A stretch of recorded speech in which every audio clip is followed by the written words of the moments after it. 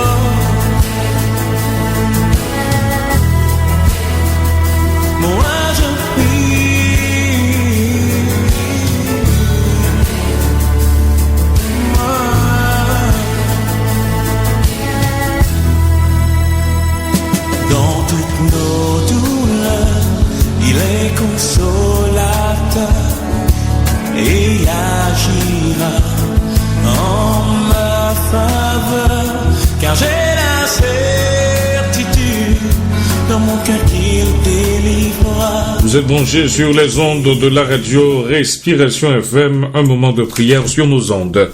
Ô Dieu notre Père, nous te remercions pour cette journée de 24 heures que tu nous donnes encore aujourd'hui. Nous voulons la remettre entre tes mains. Nous sommes nombreux aujourd'hui sur la planète Terre et il y a parmi nous qui allons à l'école ce matin, à l'université. Il y a parmi nous qui allons sur le marché du travail en vue, n'est-ce pas, d'avoir le pain quotidien. Nous te demandons de nous protéger sur la route.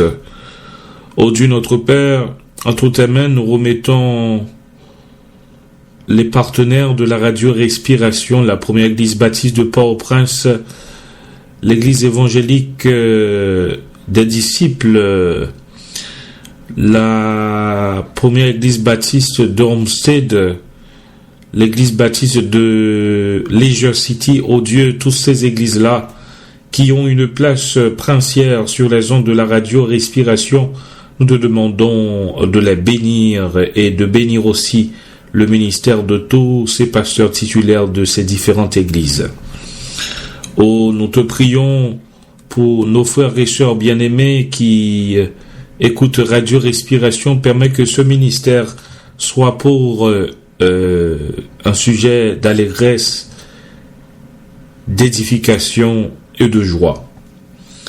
Nous te demandons en cette présente minute de bénir le peuple de Dieu, les États-Unis qui nous hébergent, et n'oubliez pas de visiter nos familles et amis qui sont en Haïti. Nous t'adressons cette prière non sur la base de nos œuvres méritoires, car nous n'avons pas, mais c'est par les mérites de ton Fils Jésus, à lui comme à toi, soit la gloire, l'honneur, la magnificence au siècle des siècles. Amen. Si vous avez des requêtes de prière, n'hésitez pas à nous écrire à respirationfm@gmail.com, respirationfm@gmail.com.